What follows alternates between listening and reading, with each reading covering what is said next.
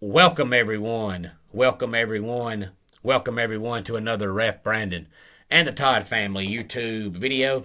Wherever you are, whatever you may be doing, thank you so much for making Ref Brandon and the Todd family a part of your day. We always greatly appreciate it. Today I'm going to be talking about all the bowl games coming up today and tomorrow, because of course tomorrow being a Wednesday will be our weekly top 10 countdown. If you have any thoughts on any of the bowl games coming up today or tomorrow, please feel free to let me know. All the action starts today at noon in the Birmingham Bowl, which, by the way, I wonder where that bowl game is going to be played at. But we have Houston and Auburn in the Birmingham Bowl, and I just think Houston has too much offense.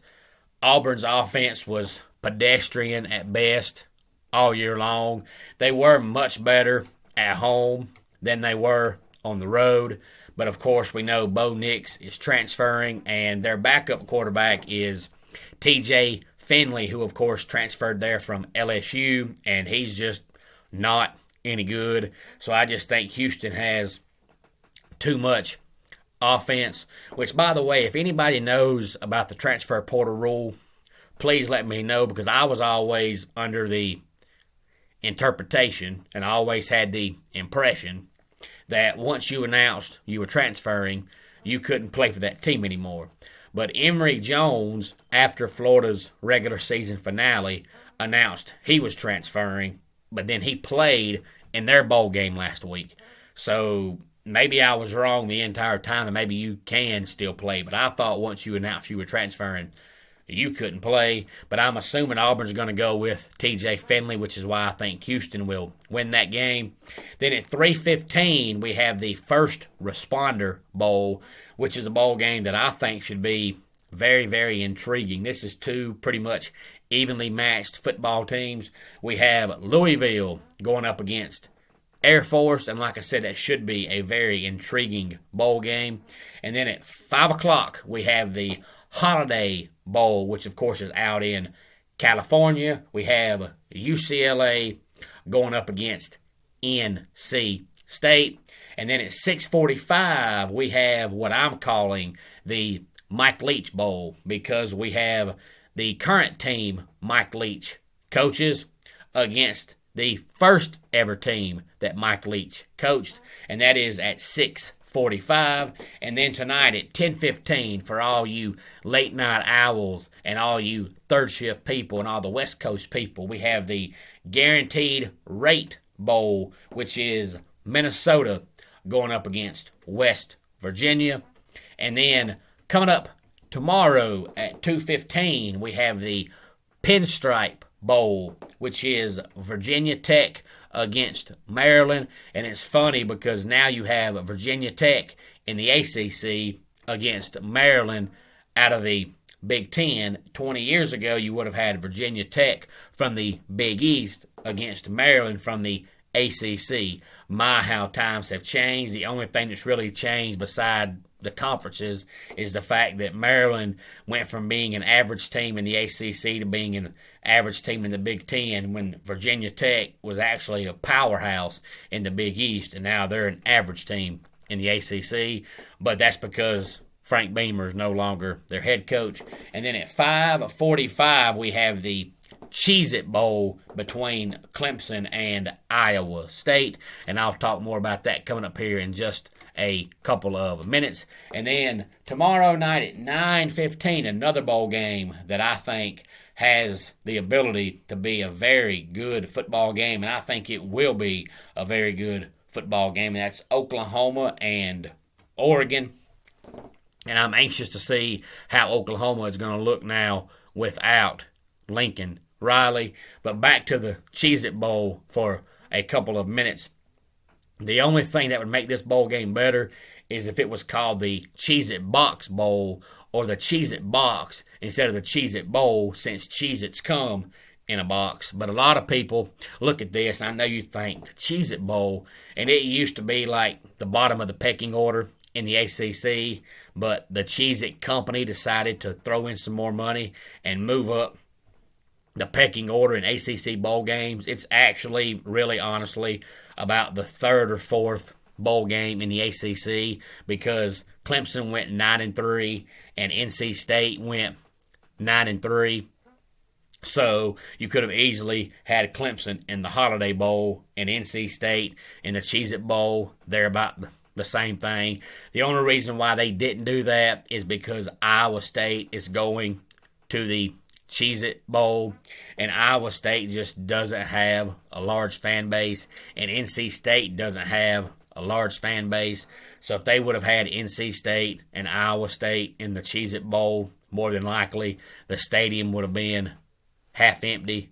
So they just figured do it this way, and both games should, if not a sellout, be close, because the Holiday Bowl being in California, UCLA's in it, so you would think that they're going to sell their allotment of tickets, especially considering UCLA has been hot garbage for the last few years, so they should be excited about being in any kind of bowl game. And then we know Clemson fans always travel, so the Cheez-it Bowl, even though Iowa State doesn't have a large fan following, Clemson does, so both games, if not will be sellouts, should be close.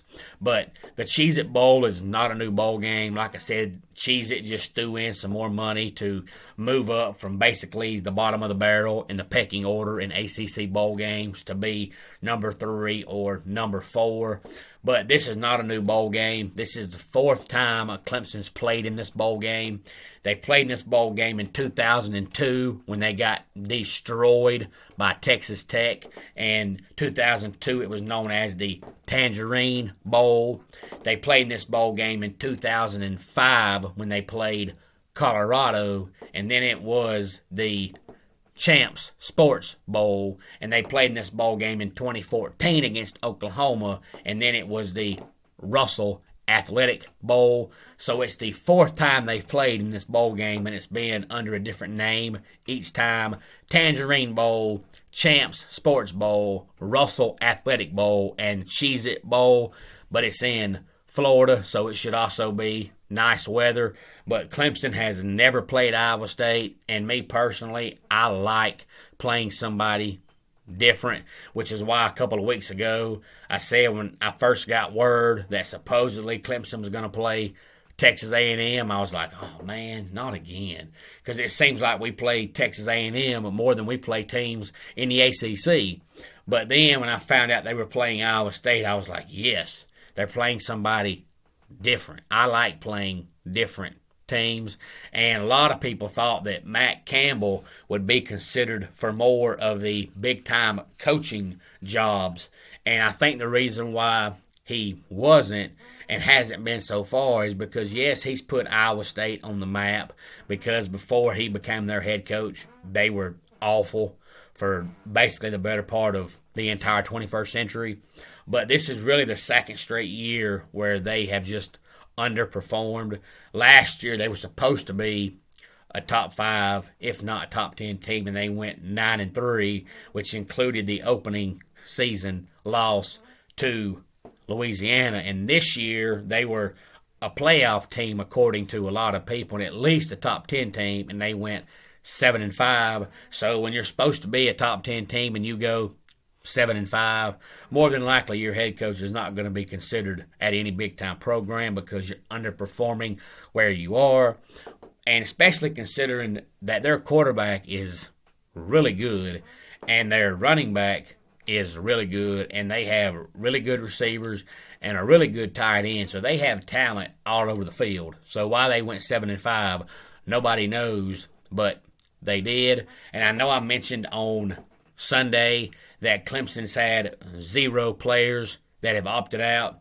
And the only reason why I brought that up is because you hear all the negativity in the world about how many teams have certain players that aren't going to play. And it seems like nobody is talking about the fact that Clemson, everybody that is available and can play, is going to play. And that's the only reason why I brought it up on Sunday. And then Monday, I read an article where James Skowski, who is, of course, in his 15th year as a Clemson linebacker, James Skowski came out and said that opting out at Clemson was never an option. when you come to Clemson, you know if you're able to play, you're going to play. So opting out at Clemson was never an option, and it was just funny that I read that article the day after I posted a video about it, and I just did it because I think it's something that needs to be talked about, because people should never question the direction that Dabo has Clemson continuing to go, and should never question the culture at Clemson when you have all these other programs that have players opting out for no reason except for they don't want to play. And then you have a team that's gone to the playoffs 6 straight years, and this year, according to most people, have been a disappointment, but yet every player they've got that can play is going to play. And Skowski also said that when Venables left, there wasn't 1 ounce of uneasiness at the Clemson program. Everybody there knew right away they'd be fine, which goes back to the video that I posted a couple of weeks ago where I said Clemson would be fine. I'm just excited about it because I always like playing new teams. But honestly, really, truly, looking at the bowl games today and the bowl games tomorrow, I think there's a potential that every one of these bowl games should be a good game. Now, Houston might blow Auburn out only because Auburn has no offense at all. But outside of that game, I think every other bowl game is going to be really, really competitive. So if you have any thoughts on the bowl games today or tomorrow, please feel free to let me know. And, of course, tomorrow, being a Wednesday, will be our weekly top 10 countdown. And let's go ahead and get our dad joke of the day in here. My landlord called me and said he wanted to come by and discuss how come my heating bill has gotten so high. I told him, come on by anytime. My door is always open. And he said, well, no wonder it's so high. And that wraps it up for today's Ref Brandon and the Todd Family YouTube video. Until next time, it's Ref Brandon saying, just like in pro wrestling, life can be over by the count of 3. Tell your friends and family how much you love them. Bye.